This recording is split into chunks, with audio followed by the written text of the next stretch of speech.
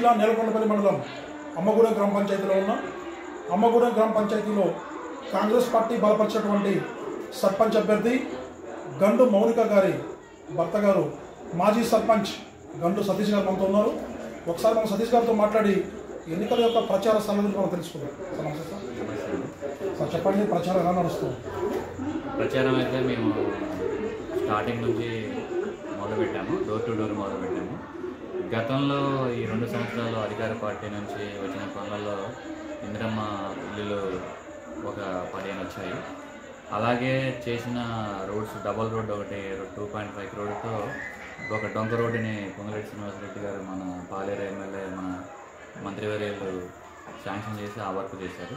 అలాగే రేషన్ కార్డులు గత ప్రభుత్వం ఎన్నడూ కూడా రేషన్ కార్డు కావాలంటే ఎలానో చూసే ఫుల్ ఫ్లెడ్జ్డ్గా రేషన్ కార్డులు అర్హులైన అందరికీ కూడా రేషన్ కార్డులు టోటల్ గ్రామంలో విలేజ్లో ఉండే ప్రజలందరికీ అర్హులందరికీ ఇచ్చేసింది. ఇంకా భవిష్యత్తులో మా విలేజ్లోకి కావాల్సిన రోడ్స్ కానీ టోటల్ సీసీ రోడ్ ఈ 2 సంవత్సరాల కాలంలోనే 80% మన మంత్రివర్యులు శాంక్షన్ చేసి కంప్లీట్ చేయడం కూడా జరుగుతుంది.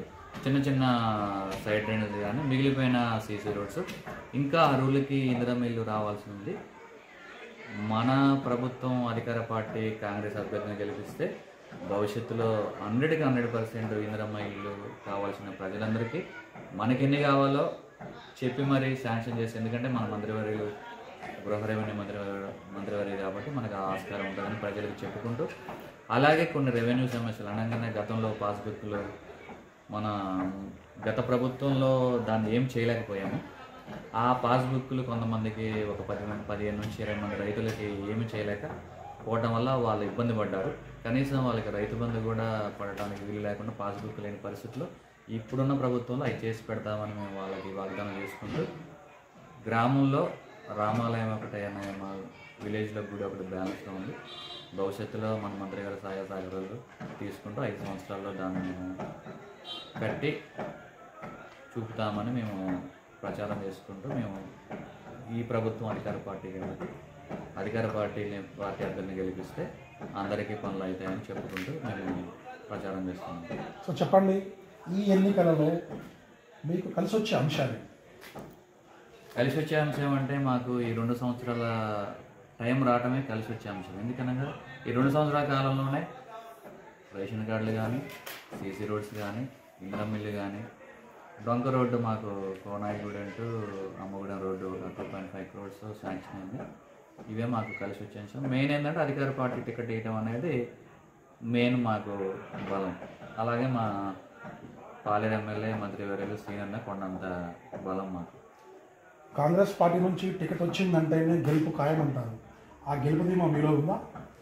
గెలుపు ధీమా ఉందిలే, కానీ ఇక్కడ కాంగ్రెస్ పార్టీ టికెట్ వచ్చినాక మా విలేజ్లో నిలబడే క్యాండిడేటే లేడు. వ్యక్తిగతంగా గతంలో మనం సర్పంచ్ చేసినాం కాబట్టి ఎవరికైనా వన్ సైడే మాట్లాడతాం, న్యాయం ఉంటుంది కాబట్టి కొంతమంది కావాలని వ్యక్తిగతంగా నా మీద కక్ష సాధింపు తప్ప వేరేదైతే లేదు. ఆ విషయం అనేది ప్రజా తీర్పుని మనం 14వ తారీఖు వరకు వేచి చూడాల్సింది. సార్ చివరిగా చెప్పండి, అమ్మగూడెం గ్రామ ఓటర్లకి మీరు ఇచ్చే సందేశం ఏంటి సార్?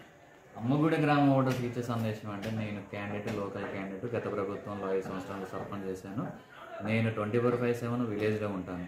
నా ప్రత్యర్థి అనే ప్రత్యర్థి స్వతంత్ర అభ్యర్థి, క్యాండిడేట్ లోకల్లో ఉండేవాడు, నాన్ లోకల్ క్యాండిడేట్. అది ప్రజలు ఆలోచించుకొని సరైన నిర్ణయం తీసుకోవాలని మా గ్రామ ప్రజలకు తెలియజేస్తూ వాళ్ళని వేడుకుంటున్నాను. ప్రజలల్లా ఒక్కడిలా కలిసిపోయిండు, నీతినే నిలువెత్తు నింపుకున్నాడు, అహంకార కోటలెదరగొట్టాడు, చిన్న భిన్నం అయిన చీకటి